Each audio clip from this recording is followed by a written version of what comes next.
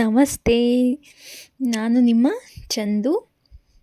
ಇವತ್ತು ಸೋಮವಾರ ವೀರಭದ್ರ ಸ್ವಾಮಿ ದೇವಸ್ಥಾನ ಲಕ್ಷ ದೀಪೋತ್ಸವ ಇತ್ತು. ನಮ್ಮ ಮನೆ ದೇವರು, ಹಾಗಾಗಿ ಅಲ್ಲಿಗೆ ಹೋಗಿದ್ವು. ವೀರಣ್ಣನ ಗುಡಿ ಅಂತಲೇ ಫೇಮಸ್ ಅದು. ನೋಡಿ, ಇದು ಹೋಗ್ಬೇಕಾದ್ರೆ ವಿಡಿಯೋ ಮಾಡ್ಕೊಂಡಿದ್ದು ಜಾತ್ರೆದು. ನೋಡಿ, ನಾವು ಏನೇನು ಪೂಜೆ ಮಾಡಿದ್ವು, ಹೇಗೆ ಮಾಡಿಸಿದ್ವು ಮತ್ತು ಎಲ್ಲೆಲ್ಲಿ ಹೋಗಿದ್ವು ಅಂತ ನೀವೇ ನೋಡಿ. ಒಂದ್ಸಲ ಜಾತ್ರೆ ಕೂಡ ನೀವು ನೋಡ್ಕೊಂಬನ್ನಿ. ನೋಡಿ, ಫುಲ್ ರಶ್ ಇತ್ತು. ದೇವರ ದರ್ಶನ ಮಾಡ್ಕೊಂಡು ಬಂದಾದ್ಮೇಲೆ ದೀಪ ತಗೊಂಡೋಗಿದ್ದೆ. ದೀಪ ಎಲ್ಲ ಇಟ್ಟು ಪೂಜೆ ಮಾಡಿದ್ವು.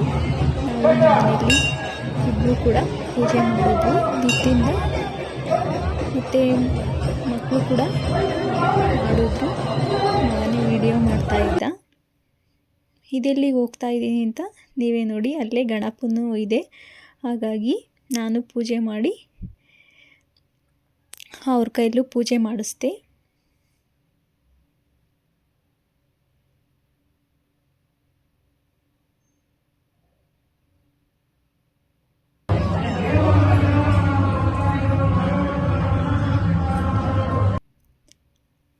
ಇದ್ರ ಪಕ್ಕನೇ ಭದ್ರಕಾಳಿ ಅಮ್ಮನವರು ದೇವಸ್ಥಾನ ಕೂಡ ಇದೆ. ಅದು ವಿಡಿಯೋ ಮಾಡೋಕ್ಕಾಗಲ್ಲ. ಅಲ್ಲೂ ಪೂಜೆ ಮಾಡಿ ಮತ್ತೆ ದೇವಸ್ಥಾನ ವೀರಭದ್ರ ಸ್ವಾಮಿ ದೇವ್ರ ಮುಂದೆ ಇಟ್ಟು ಬಂದ್ವು ದೀಪಗಳನ್ನ. ಇದು ವೀರಭದ್ರ ಸ್ವಾಮಿ ಮತ್ತು ಭದ್ರಕಾಳಮ್ಮನವರ ವಿವಾಹ ಮಾಡಿಸಿರ್ತಾರೆ, ಹಾಗಾಗಿ ಅದನ್ನು ಇವಾಗ ಉತ್ಸವ ಮಾಡ್ತಾ ಇದ್ದಾರೆ.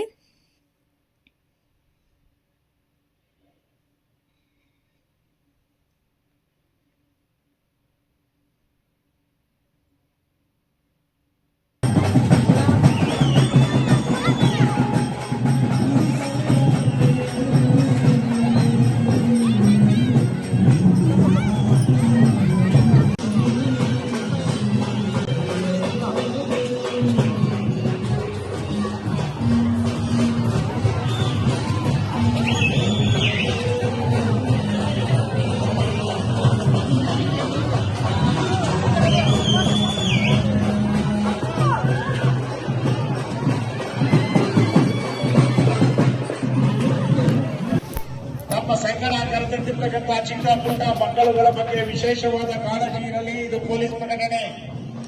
ತಮ್ಮ ವಾಹನಗಳನ್ನು ನಿಗದಿತ ಸ್ಥಳಗಳಲ್ಲಿ ಸರಿಯಾದ ರೀತಿಯಲ್ಲಿ ಪಾರ್ಕಿಂಗ್ ಜಾಗದಲ್ಲಿ ಒಂದು ಸುವ್ಯವಸ್ಥಿತ ರೀತಿಯಲ್ಲಿ ಗಾಡಿಗಳನ್ನು ನಿಲ್ಲಿಸಿ ಲಾಕ್ ಮಾಡತಕ್ಕದ್ದು. ರಸ್ತೆ ಸಂಚಾರದ ಸುಗಮತೆಗೋಸ್ಕರವಾಗಿ ಸಾರ್ವಜನಿಕರು ಪೊಲೀಸರೊಂದಿಗೆ ಸಹಕಾರವನ್ನ ನೀಡತಕ್ಕದ್ದು. ಇದು ಪೊಲೀಸ್ ಪ್ರಕಟಣೆ. ಸರಗಳ್ಳರಿದ್ದಾರೆ ಎಚ್ಚರಿಕೆ, ಜೇಬುಗಳ್ಳರಿದ್ದಾರೆ ಎಚ್ಚರಿಕೆ, ಮೊಬೈಲ್ ಕಳ್ಳರಿದ್ದಾರೆ ಎಚ್ಚರಿಕೆ. ಇದು ಪೊಲೀಸ್ ಪ್ರಕಟಣೆ.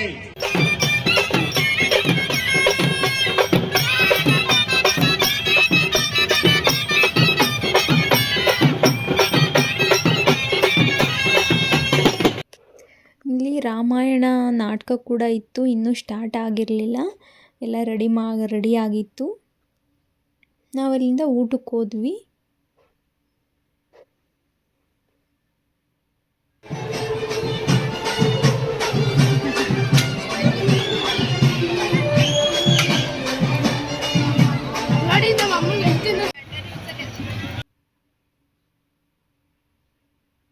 ಇದು ಉತ್ಸವಕ್ಕೆ ಹೋಗಿದ್ವಲ್ಲ ದೇವರು, ಅದು ವಾಪಸ್ಸು ದೇವಸ್ಥಾನದ ಹತ್ರ ಕರ್ಕೊಂಡು ಹೋಗ್ತಾ ಇದ್ದಾರೆ.